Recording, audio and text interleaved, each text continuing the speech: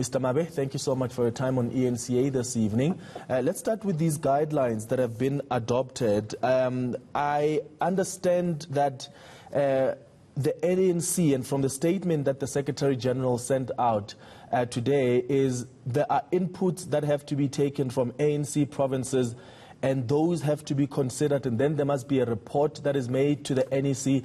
Please outline the process for us on what's going to happen now before those guidelines are going to be implemented by provinces. Evening, Clement, and evening to your viewers. Over this past weekend, the National Executive Committee held its regular NEC, albeit virtually. The NEC agreed on the guidelines that effectively takes forward how the whole principle, or rather notion, of step aside is to be taken forward. It had said that the document that was adopted that was approved by the NEC detailing the guidelines would then be treated as a living document, meaning that it could be enriched out of the views that NEC members would have themselves expressed in the meeting that we come from. And there's going to be a set of engagement. You do not lament that when the NEC takes this decision, it is effectively guided by its own constitution, the relevant prescripts under Rule 12, as well as Rule 26.1, which effectively empowers the National Executive Committee to be able to develop its own guidelines and policies to regulate and guide its own work, especially including how it goes about implementing Congress resolutions and making sure that the execution and operationalization of the various resolutions is effectively carried out consistently, meaning that how we apply step aside should be the same at a national level, in our own provinces, and in the more than 50 regions that we are presiding over. So this process would then be able to allow for that kind of a framework to be understood by the rest of our structures. All right. Just to clarify, you've indicated, the guidelines, it's considered as a living document. Are there chances that we could see some amendments to the guidelines when that process you've outlined is completed? Or is this consultation process in the view of merely informing the structures of the ANC and even the provinces, and not necessarily giving them an opportunity to give inputs that may end up in the guidelines and that document being amended? Well, hence, Clement, we are making a reference to the constitution of the ANC, which is effectively the one that directs the National Executive Committee on what it can and cannot do in terms of the powers that it enjoys. The National Executive Committee does enjoy powers to adopt policies and procedures to be able to guide, govern, and regulate the running of organization, including the implementation of the various resolutions. Of course, if there are inputs that the NEC considers to be enriching the living document as it is, those kind of inputs will be considered by the National Executive Committee, and out of its own collective wisdom, the NEC would then decide how it moves forward. All right. So the President indicated when he was giving his closing address at the NEC that affected members must act in the interest of protecting the image of the ANC and the integrity and credibility of the organization, and step aside voluntarily in line with the recommendations of the Integrity Commission. Has the Secretary General indicated whether or not he will be accepting of this resolution by the ANC, that while we wait for that process for the guidelines to be adopted, people must appeal to their conscience and step aside voluntarily? Well, Clement, a self-respecting organization like the African National Congress, when it formulates its own policies and procedures, it does so outside the realm of individual cadres in the African National Congress. So we are not drawing a policy or developing procedures for this specific member. We have avoided the temptation of speaking about these guidelines, directing them to our own situation as we find, as it might be presenting itself in the African National Congress now, including all of the different members, whether it's the Secretary General or any other member of the African National Congress who could be facing this or that case. We have said that we must look at the guidelines separate from individual members, be guided by the Constitution of the African National Congress, the resolutions of the 54th National Congress on how we effectively restore ethical leadership and make sure that we submit to the values of the African National Congress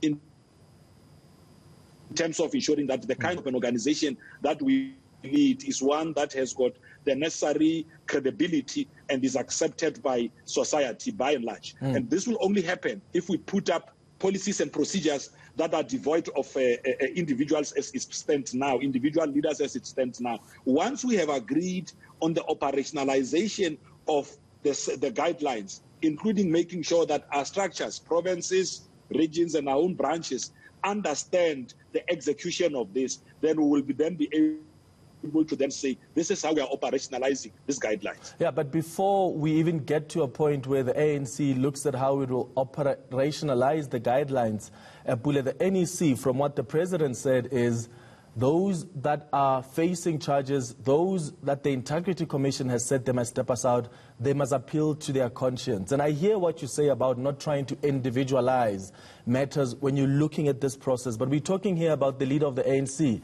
the Secretary General of the organization. Some people have indicated, like Bongani Bongo in Parliament, that he's not going to appeal to his conscience and step aside.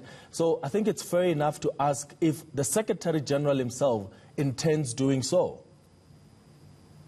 Well, of course, Clement, at the right time, when a platform is created and the Secretary General elects to speak, that would be once we have finalized all of these processes. And I'm sure that he is most capable to be able to indicate such.